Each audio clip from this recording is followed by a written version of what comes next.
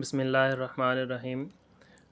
آج کا لیکچر ہے مطالعہ پاکستان 9th کلاس کا جو پہلا چیپٹر ہے اس کا نام ہے پاکستان کی نظریاتی اساس۔ آج ہم اس میں پڑھیں گے اس چیپٹر کے جو شارٹ کویسچنز ہیں، مختصر سوال جواب، ان کے بارے میں پڑھیں گے۔ جی تو شروع کرتے ہیں۔ سب سے پہلا سوال ہے، نظریے سے کیا مراد ہے، یا نظریے کی تعریف کریں۔ اس کا جواب ہے، نظریے سے مراد ایسا ضابطہ یا پروگرام ہے جس کی بنیاد فلسفہ اور تفکر پر رکھی گئی ہو اور انسانی زندگی کے مختلف پہلوؤں مثلاً سیاسی، معاشرتی اور تہذیبی مسائل کے حل کے لیے کوئی لاہ عمل بنایا گیا ہو، یا کسی شے کو وجود میں لانے کے لیے ذہن میں جو سوچ، فکر اور نقشہ ابھرتا ہے اسے نظریہ کہتے ہیں۔ سوال نمبر 2 ہے، نظریہ کے ماخذ کے نام لکھیں۔ تو جواب ہے، نظریہ کے 5 ماخذ ہیں۔ نمبر 1 مشترکہ مذہب، نمبر 2 مشترکہ سیاسی مقاصد، نمبر 3 مشترکہ تعلیمی مقاصد، نمبر 4 مشترکہ معاشی مقاصد، اور نمبر 5 ہے مشترکہ ثقافتی مقاصد۔ اس کے بعد ہے سوال نمبر 3، مشترکہ مذہب سے کیا مراد ہے؟ تو اس کا جواب ہے، مذہب محض چند عبادات کا مجموعہ نہیں ہوتا، بلکہ وہ پوری معاشرتی زندگی پر گہرے اثرات رکھتا ہے۔ ہر مذہب نے سماجی تعلقات کو مخصوص نظریات کی روشنی میں استوار کیا۔ جیسا کہ مسلمان نظریہ اسلام کے تحت زندگی گزارتے ہیں، اسی طرح مختلف مذاہب کے لوگ اپنے نظریات کے تحت زندگی گزارتے ہیں۔ اس کے بعد ہے سوال نمبر 4، نظریہ پاکستان کی تعریف کریں۔ یہ اس چیپٹر کی ایکسرسائز میں بھی یہ سوال موجود ہے۔ تو اس کا جواب ہے کہ نظریہ پاکستان سے مراد ایک الگ خطۂ زمین کا حصول ہے، ایک زمین کا حصہ حاصل کرنا جس کے اندر بر صغیر کے مسلمان قرآن اور سنت کے مطابق اور اسلامی اصولوں کے تحت اپنی انفرادی اور اجتماعی زندگی گزار سکیں۔ کویشچن نمبر 5 ہے، نظریے کی اہمیت بیان کریں۔ تو جواب ہے اس کا، نظریہ لوگوں کے سوچ کی عکاسی کرتا ہے۔ نظریہ انسان کے ایک دوسرے کے ساتھ قومی حقوق و فرائض کی وضاحت کرتا ہے۔ نظریہ قوم کو متحد رکھنے میں مددگار ثابت ہوتا ہے۔ نظریہ مقاصد کے حصول کے لیے جدوجہد کا جذبہ پیدا کرتا ہے اور مقصد کے حصول کو یقینی بناتا ہے۔ نظریہ انقلاب کو جنم دیتا ہے اور اس کی وجہ سے نئی راہیں نکلتی ہیں۔ سوال نمبر 6 ہے، نظریہ کے پس منظر عناصر کون سے ہیں؟ تو اس کا جواب ہے، نظریہ کے پس منظر عناصر یہ ہیں: تاریخ، روایات، رسم و رواج، مزاج، نفسیات اور مذہب، اور یہی عناصر کسی بھی نظریے کی اہمیت کو اجاگر کرتے ہیں۔ کویشچن نمبر 7، بر صغیر میں مسلمانوں کو اپنے مذہب کے مطابق عبادت کرنے کی آزادی ہے، تو پھر پاکستان کا مطالبہ کیوں کیا گیا؟ اس کا جواب ہے، بھائی چارہ، مساوات اور انسان دوستی ہمارے مذہب، ثقافت اور تہذیب کی بنیادی باتیں ہیں۔ چونکہ ان بنیادی انسانی حقوق کے ختم ہونے کا خدشہ تھا، اس لیے پاکستان کا مطالبہ کیا گیا تھا اور ایک الگ وطن جو ہے اس کے لیے جدوجہد کی گئی تھی۔ کویشچن نمبر 8، 19ویں صدی کی جو ہندو تحریکیں تھیں ان کے نام لکھیں۔ ان کے نام یہ ہیں: آریہ سماج، برہمو سماج، شدی اور سنگٹن کی تحریکیں۔ سوال نمبر 9، شدی تحریک کس نے بنائی اور اس کا مقصد کیا تھا؟ جواب، شدی تحریک آریہ سماج کے بانی پنڈت دیانند سرسوتی نے بنائی تھی۔ اس کا مقصد لوگوں کو زبردستی شدی یعنی کہ ہندو ذہن کے مطابق پاک صاف بنانا تھا۔ سوال نمبر 10 ہے، برہمو سماج کا بانی کون تھا؟ تو برہمو سماج کا بانی راجا رام موہن رائے تھا، جو کہ مسلم دشمنی میں مسلمانوں کے خلاف تقاریر کرتا تھا۔ کویشچن نمبر 11، ہندو تحریکوں برہمو سماج اور آریہ سماج کا مقصد کیا تھا؟ تو جواب ہے، ان تحریکوں کے مقاصد میں ہندوازم کی اشاعت کرنا، مسلمانوں کو نیچا دکھانا، مسلمانوں کو زبردستی ہندو بنانا شامل تھا، اور ان کا مقصد تھا کہ مسلمانوں کی شناخت اور پہچان بالکل ختم کر دی جائے۔ سوال نمبر 12 ہے، ہندی اور اردو کس رسم الخط میں لکھی جاتی تھی؟ رسم الخط کہتے ہیں رائٹنگ سٹائل یا فونٹ کو، کہ کس رسم الخط میں لکھی جاتی تھی۔ تو اردو کو عربی رسم الخط میں لکھا جاتا تھا، اسی لیے اردو کو جو ہے اسلام کے زیادہ قریب سمجھا جاتا تھا، جبکہ ہندی کو دیوناگری رسم الخط میں لکھا جاتا تھا۔ کویشچن نمبر 13، علامہ الگ ریاست کا تصور کس نے اور کب پیش کیا؟ اس کا جواب ہے علامہ اقبال نے 1930 میں خطبہ الہ آباد میں مسلمانوں کے لیے الگ ریاست کا تصور پیش کیا۔ سوال نمبر 14، 11 اگست 1947 کو پاکستان کی دستور ساز اسمبلی میں قائد اعظم نے اسلامی ریاست کے متعلق کیا فرمایا؟ اس کا ایک اور سوال بھی آ سکتا ہے، اس کے الفاظ کچھ اس طرح ہو سکتے ہیں کہ قائد اعظم نے اقلیتوں کے بارے میں کیا ارشاد فرمایا؟ تو اس کا جواب ہے آپ نے فرمایا آپ عبادت کے لیے اپنی مخصوص عبادت گاہوں میں جانے کے لیے آزاد ہیں، آپ کا تعلق چاہے کسی بھی عقیدے سے ہو، ریاست کا اس سے کوئی تعلق نہیں، پاکستان کے تمام شہری برابر ہیں اور انہیں مساوی حقوق حاصل ہوں گے۔ کویشچن نمبر 15، نظریہ پاکستان کے عناصر کے نام لکھیں۔ تو نظریہ پاکستان کے عناصر جو ہیں وہ 5 ہیں۔ نمبر 1 عقائد، نمبر 2 عبادات، نمبر 3 قانون کی حکمرانی، نمبر 4 اخوت و مساوات، نمبر 5 عدل و انصاف۔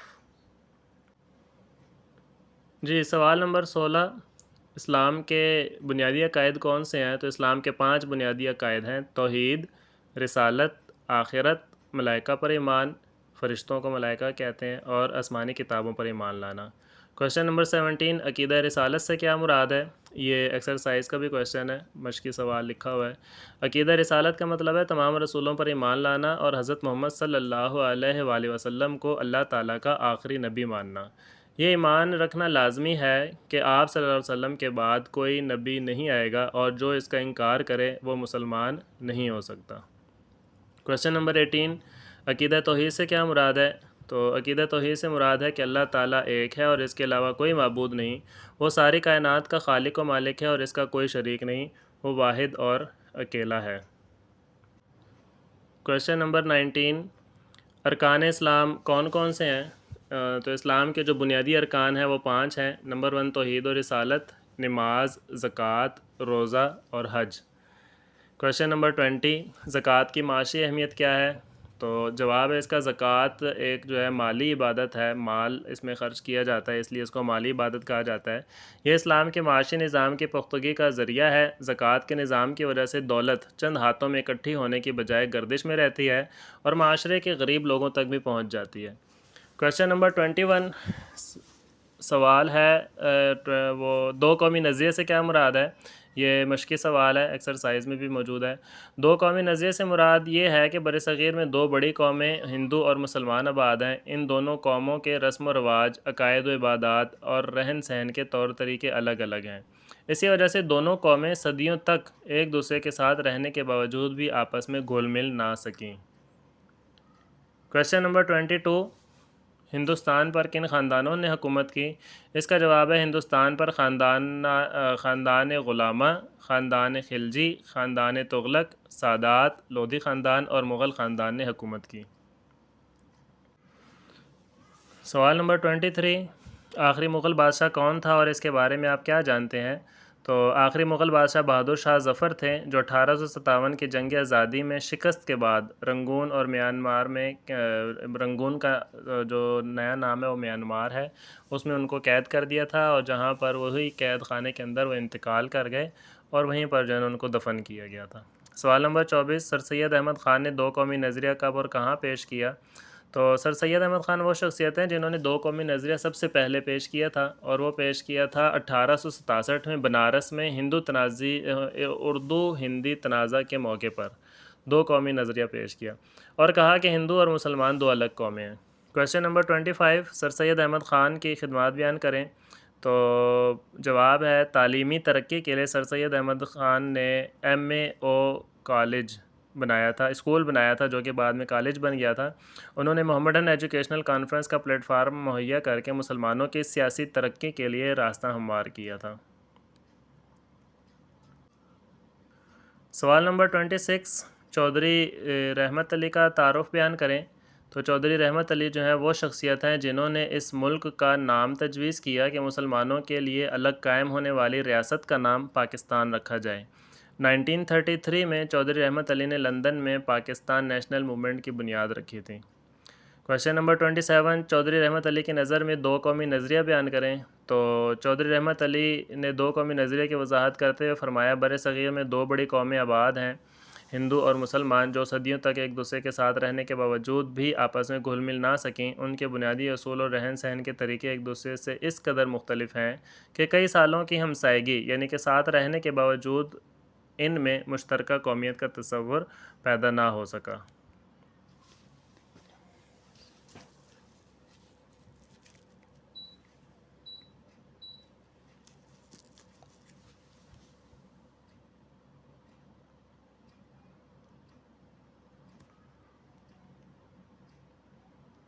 کویشچن نمبر 28 سوال ہے اب یا پھر کبھی نہیں، ناؤ اور نیور کے عنوان سے کتابچہ کب اور کس نے جاری کیا؟ یہ مشقی سوال ہے، ایکسرسائز میں بھی ہے۔ اس کا جواب ہے اب یا پھر کبھی نہیں، ناؤ اور نیور کے عنوان سے کتابچہ چودھری رحمت علی نے 1933 میں جاری کیا تھا۔ کویشچن نمبر 29 ہندوستان میں ایسٹ انڈیا کمپنی کے قیام کا مقصد کیا تھا؟ یہ مشقی سوال ہے ایکسرسائز میں سے۔ تو اس کا جواب ہے کہ ایسٹ انڈیا کمپنی ہندوستان میں ایسی معاشی پالیسیاں بناتی تھی جس کا زیادہ سے زیادہ فائدہ خود انگریزوں کو ہوتا تھا۔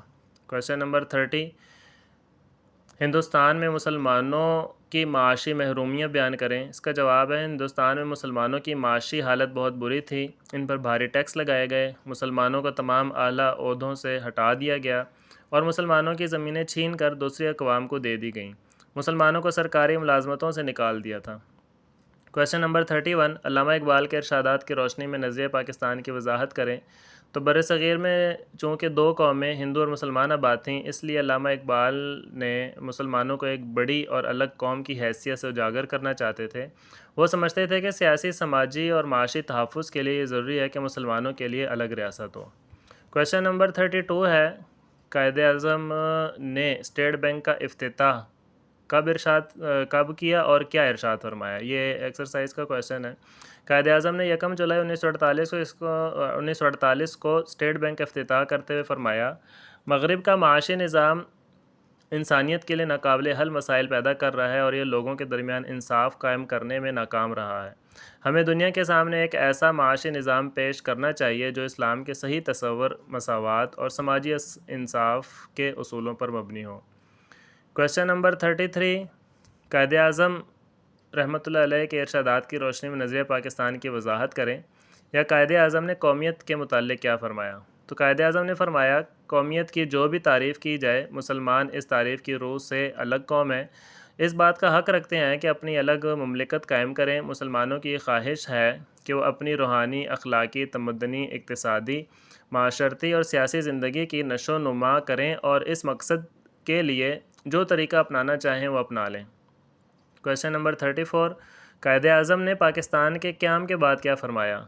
تو قیام پاکستان کے بعد آپ نے فرمایا، ہمیں پنجابی، سندھی، بلوچی اور پٹھان کے جھگڑوں سے بالا تر ہو کر سوچنا چاہیے، یعنی کہ صرف صوبائیت کو اپنا نہیں دیکھنا چاہیے، بلکہ آگے کہتے ہیں کہ ہم اب صرف اور صرف پاکستانی ہیں اور ہم سب کا فرض ہے کہ ہم صرف پاکستانی بن کر زندگی گزاریں۔ سوال نمبر 35 قائد اعظم نے اقلیتوں کے تحفظ کے بارے میں کیا ارشاد فرمایا؟ آپ نے فرمایا تھا کہ اقلیتوں کا مکمل تحفظ کیا جائے گا اور ان کو تمام حقوق دیے جائیں گے، وہ آزادی کے ساتھ اپنے مذہب کے مطابق زندگی بھی گزار سکتے ہیں اور اپنی عبادت گاہوں میں جانے کے لیے آزاد ہیں اور پاکستان کے تمام شہری برابر ہیں۔ جی یہ تھا آج کا اس چیپٹر کا لاسٹ کویشچن، اور اس طرح جو ہے ہمارا یہ آج کا لیکچر ختم ہوا۔ Thank you very much. اللہ حافظ۔